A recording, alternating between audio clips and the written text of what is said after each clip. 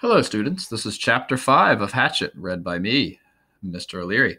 Again, this chapter will be in two parts. I will be reading from page 43 to 48, and then I will pause part 1, and then part 2 will again pick up from the end of 48 through the end of page 55, which ends the chapter. But let's talk about what Brian has done so far in the book. Brian is now starting to observe things in nature. He sees the good and the bad. He sees how beautiful nature is, but he also sees the bad side, like when he was attacked by a horde of mosquitoes that sucked his blood. I hope you guys remember that from chapter 4. Up to this point, Brian hasn't done much except observe and sleep. I wonder what he will do in this chapter to help himself survive. So let's find out. Why don't we turn to page 43 or look at the document for chapter 5 that I have loaded on for you.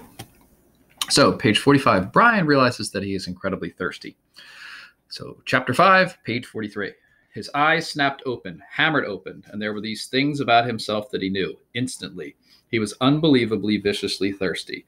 His mouth was dry and tasted foul and sticky. His lips were cracked and felt as if they were bleeding. And if he did not drink some water soon, he felt that he would wither up and die.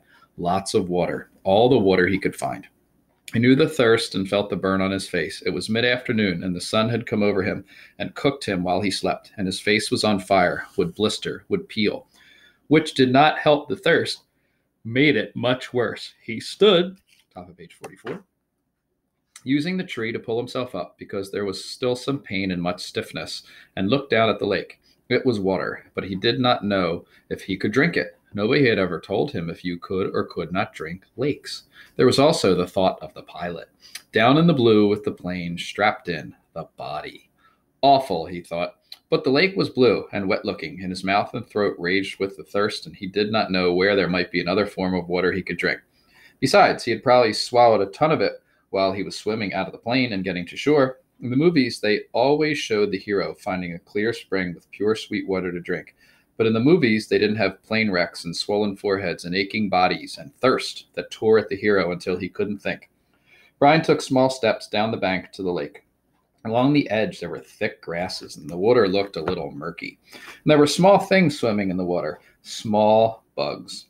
But there was a log extending about 20 feet out into the water of the lake. A beaver dropped from some time before, with old limbs sticking up, almost like handles, top of page 55.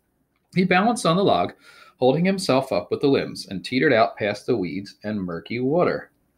When he was out where the water was clear and he could see no bugs swimming, he kneeled on the log to drink. A sip, he thought, still worrying about the lake water. I'll just take a sip.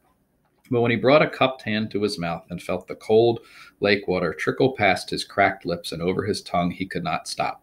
He had never, not even on long bike trips in the hot summer, been this thirsty. It was as if the water were more than water, as if the water had become all of life, and he could not stop. He stooped and put his mouth to the lake and drank, pulling it deep and swallowing in great gulps of it.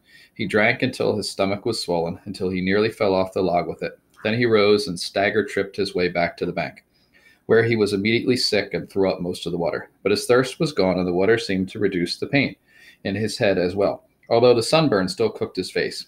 So, he almost jumped with the word, spoken aloud. It seemed so out of place, the sound. He tried it again. So here I am. And there it is, he thought, for the first time since, top of page 46. The crash, his mind started to work. His brain triggered and he began thinking, here I am. And where is that? Where am I? He pulled himself once more up the bank to the tall tree without branches and sat again with his back against the rough bark. It was hot now, but the sun was high and to his rear, and he sat in the shade of the tree in relative comfort. There were things to sort out. Here I am, and that is nowhere. With his mind opened and thoughts happening, it all tried to come in with a rush. All of what had occurred, and he could not take it. The whole thing turned into a confused jumble that made no sense. So he fought it down and tried to take one thing at a time. He had been flying north to visit his father for a couple of months in the summer, and the pilot had had a heart attack and had died. And the plane had crashed somewhere in the Canadian North Woods, but he did not know how far they had flown, or in what direction, or where he was. Slow down, he thought. Slow down more. My name is Brian Robeson, and I am 13 years old, and I am alone in the North Woods of Canada. All right, he thought, that's simple enough. Top of page 47. I was flying to visit my father, and the plane crashed and sank in a lake. There, keep it that way. Short thoughts. I do not know where I am, which doesn't mean much. More to the point, they do not know where I am. They, meaning anybody who might be wanting to look for me, the searchers. They would look for him, look for the plane. His father and mother would be frantic. They would tear the world apart to find him. Brian had seen searches on the news, seen movies about lost planes. When a plane went down, they mounted extensive searches, and almost always they found a plane within a day or two. Pilots all filed flight plans, a detailed plan for where and when they were going to fly. With all the courses explained, they would come. They would look for him. The searchers would get government planes and cover both sides of the flight plan filed by the pilot and search until they found him. Maybe even today. They might come today. This was the second day after the crash. No, Brian frowned. Was it the first day or the second day? They had gone down in the afternoon, and he had spent the whole night out cold. So this was the first real day. But they could still come today. They, top of page 48, would have started the search immediately when Brian's plane did not arrive. Yeah, they would probably come today. Probably come in here with amphibious planes, small bush planes with floats that could land right here on the lake and pick him up and take him home. Which home? The father home or the mother home? He stopped thinking. It didn't matter, either on to his dad or back to his mother. Either way, he would probably be home by late night or early morning. Home where he could sit down and eat a large, cheesy, juicy burger with tomatoes and double fries with ketchup and a thick chocolate shake. And there came hunger. Brian rubbed his stomach. The hunger had been there, but something else, fear, pain, had held it down. Now, with the thought of the hunger, the emptiness rooted him. He could not believe the hunger, had never felt it this way. The lake water had filled his stomach, but left it hungry.